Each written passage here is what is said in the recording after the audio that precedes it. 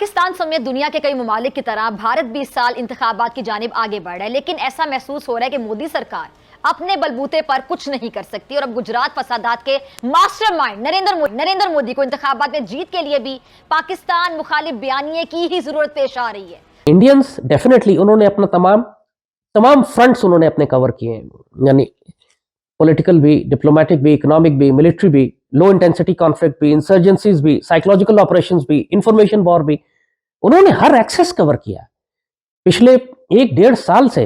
और अभी तक हर हफ्ते वो इतनी खौफनाक एक्सरसाइजेस कर रहे हैं, कभी कोर लेवल पर, कभी डिव लेवल पर, कभी ब्रिगेड लेवल के ऊपर, कभी डीप इंसर्शन एक्सरसाइज हैं कि पाकिस्तान के अंदर किस तरह, कभी रिवर क्रॉसिंग एक्सरसाइज हो रही हैं, कभी एम्फीबियस लैंडिंग की एक्सरसाइज हो रही है, कभी अभिनंदन की गिरफ्तारी के बाद मोदी सरकार ने 9 मिसाइल दागने का फैसला कर लिया था। पाकिस्तानी वजीर आजम ने मोदी को 12 कॉल्स की, लेकिन मोदी ने जवाब ना दिया। जबकि दिफाई माहिरीन का कहना है कि भारतीय प्रोपेगेंडे का मकसद आने वाले इंतखाबात हैं। पाकिस्तान ने इंतहाई जिम्मेदारी का मुजाहरा करते हुए जंग के फैलाव को रोकने के लिए भारतीय कैदी अभिनंदन को रिहा किया था। अभी पिछले हफ्ते इंडियन एयरफोर्स ने और इंडियन कमांडोज ने, इंडियन आर्मी ने एक एक्सरसाइज की है लद्दाख में।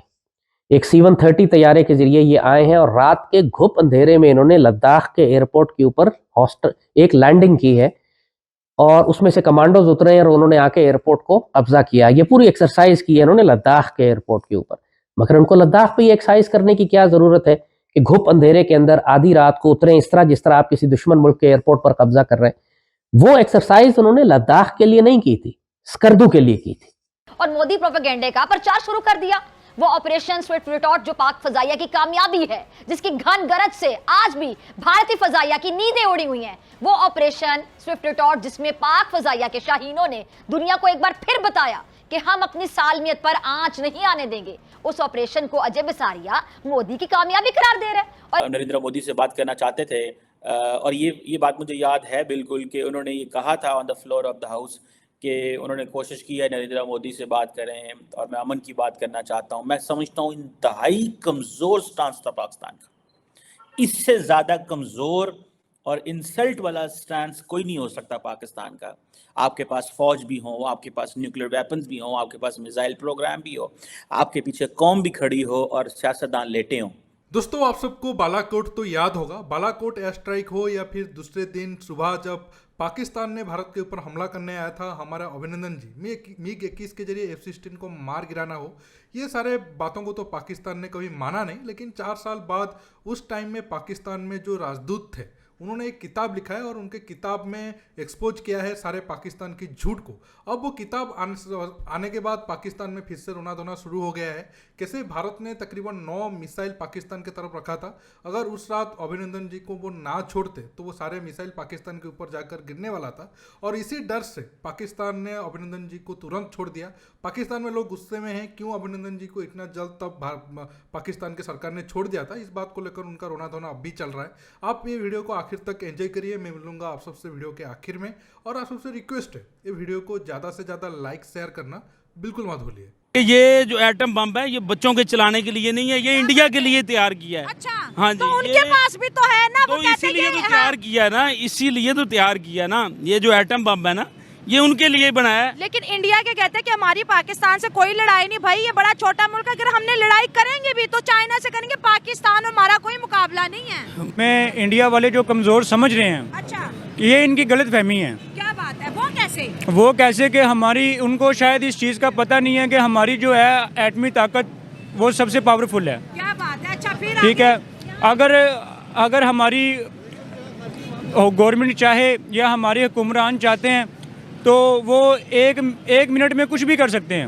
अच्छा। और अगर इंडिया वाले ये समझते हैं कि हमारे पास एटमी ताकत है या एटमी मिसाइल है या हमारे पास कुछ भी है, लेकिन पाकिस्तान से पावरफुल कुछ भी नहीं है। क्योंकि स्कर्दू का एयरपोर्ट पहले हमारा एयरफोर्स का एयरबेस था, तो वहां पर जरा सिक्योरिटी हाई लेवल की होती थी। लेकिन कुछ अरसा पहले इमरान हुकूमत में इसको डाउनग्रेड करके इन्होंने इंटरनेशनल एयरपोर्ट का स्टेटस दे दिया और उसको फाइटर फॉरवर्ड एयरबेस से हटा लिया था। और अब वो एक सिविलियन एयरबेस है, उसका सिविलियन एयरपोर्ट है। इसका मतलब है कि जब उस पर फ्लाइट नहीं है तो वो खामोश होता है, लोग सो रहे होते हैं, वहां कोई भी नहीं होता और रात के वक्त तो कोई फ्लाइट जाती नहीं है वहां पर। इस बात को इंडियंस ने नोट कर लिया है और मतलब the level of exercises they are doing ये हवा में नहीं हो रही है। अरबों डॉलर तो ये सिर्फ फ्यूल और पेट्रोल और डीजल पे खर्च कर चुके हैं, अपने जहाजों मेंटेनेंस के ऊपर खर्च कर चुके हैं पिछले 1-1.5 साल में। किस लिए कर रहे हैं ये सब? इतने पावरफुल थे तो अभिनंदन को क्यों रिहा किया है ना? उधर से 9 मिसाइल आते या 9000 आते, फिर आप डट के खाते और आगे मारते भी कि चलो हमें पता चलता दोनों एटमी मुल्क है। 9 मिसाइलों के डर से बस छोड़ दिया। किधर गए हमारे मिसाइल? घोरी, अब्दाली, गजनवी। यही तो इन्होंने डर के मारे ही छोड़ा है ना कि पार्लियामेंट की बात है ये। हमें अमेरिका से इमदाद नहीं मिलेगी, ये कर्ज नहीं मिलेगा। तो बड़े हुक्मरानों की गलती है ना। अच्छा, अगर हमारे बस में होता तो जिस तरह हमारे मुसलमान गिरफ्तार किए जाते हैं, उनके साथ जो जुल्म किए जाते हैं, तो फिर हम भी उनके साथ वैसा सलूक करते। 9 मिसाइलों के डर से बस छोड़ दिया। काकड़ साहब ने कहा कि 300 जंगें करेंगे।